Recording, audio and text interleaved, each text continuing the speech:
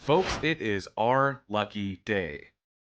Or should I say lucky night? I don't know. It's late, but we just got done with D23, which if you don't know is an event that Disney does, I think every year, to show off what they have on deck to their investors and anybody lucky enough to be in attendance. And luckily for us at JoBlo, we had Alex Mady in the field reporting on everything. The full article is available online at joblo.com if you want to go read it, but today I'm going to be giving you a high-level overview of some of the most important stuff that they covered and what this means for the future. We're going to be talking about some updates that Disney gave us on the Star Wars franchise, some of their MCU stuff, some of their live action adaptations of animated films, and as well some very important sequels like Toy Story 5. And we're going to be getting into all of it right now, so let's go. So it looks like first they gave a few images or at least looks at Tron Ares, which is the new live action Tron movie that we're supposed to be excited about, but I've seen nothing about it. Whatever it is, they're really trying to keep it secret, and there's nothing really available of it online. However, if you are excited for the new Tron movie,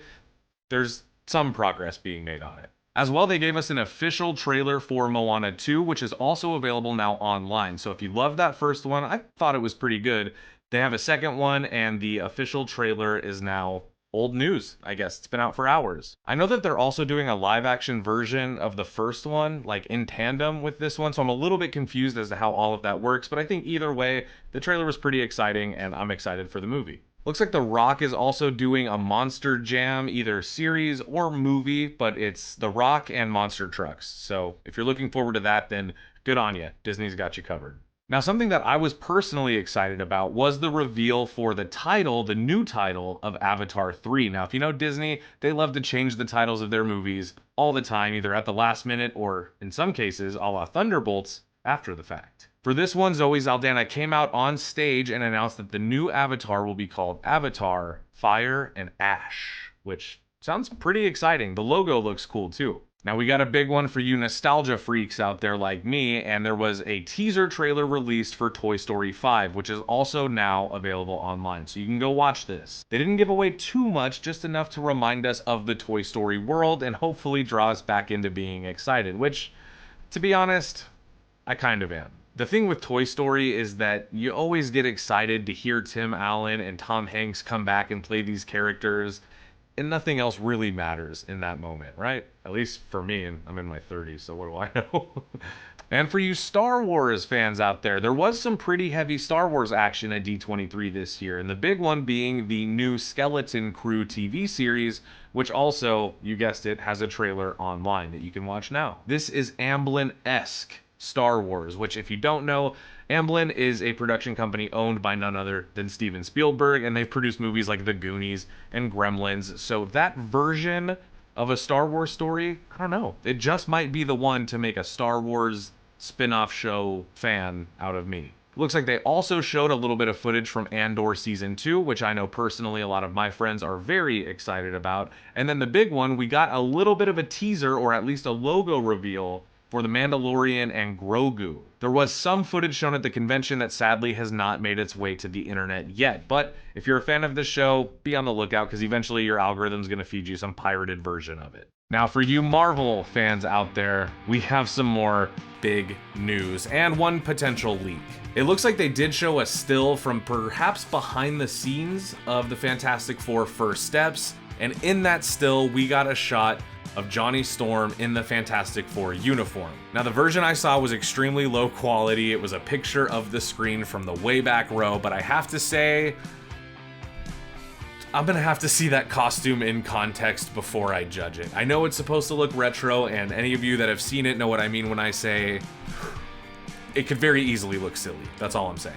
I am excited for the movie, and I think everything else that they've showed or teased about it is promising. So either way, looking forward to it. Now they also revealed some footage for the Ryan Coogler series Ironheart, which according to Alex boasted some feature quality special effects that they showed. I'm excited for that because I did kind of like the Ironheart stuff that happened in Wakanda Forever, but I will say they announced the show so long ago with no updates since that my hype for that has kind of died a little bit. Now the big thing for me was the Daredevil Born Again trailer, which Alex got to see, and I might have seen a very low quality leaked version of it. I don't want to say too much, but what I will say is that it got me excited because it looks like it's going to be tying in some elements from season 3 or just the lore of the Netflix version of the show. I also was excited to see that Jon Bernthal is coming back as the Punisher, and I'm sure this thing's going to end up online soon, so spoiler alert, there's some other characters coming back to the show that I think we're all going to be very happy about. Also, they ended the trailer with the classic line, "I'm a very good lawyer," which of course reminds you that this is Daredevil in the MCU, baby. And finally, from Marvel, they did have some updates on some of their animated series that are getting new seasons, like What If Season 3, X-Men 97 Season 2, and apparently some information about the what was Spider-Man Freshman Year animated series, which has now been changed to something else. And finally, speaking of Disney changing names of things at the last minute, Agatha All Along, which has had more name changes than I even care to count, also got an official trailer, which is available online. And finally, folks, we got a sneak peek at an oldie, but a goodie. Calling this movie an oldie really makes me feel old. But alas, the Jamie Curtis and Lindsay Lohan-led Freaky Friday sequel finally got a little bit of play at D23. It looks like they showed some still images from the film as well as a title reveal. And for this one, they're calling it, you'll never believe this, come in close. They're calling it Freakier Friday. A lot of this stuff has me kind of excited, and some of it I really couldn't care less about, but what I want to know is what you guys are excited for and what you couldn't care less about. So let me know all of that and whatever else you want to tell us down in the comments. Of course, make sure you like the video if you enjoyed it, and please consider subscribing for the very best in movie content. And I will see you guys in the next one. Bye-bye.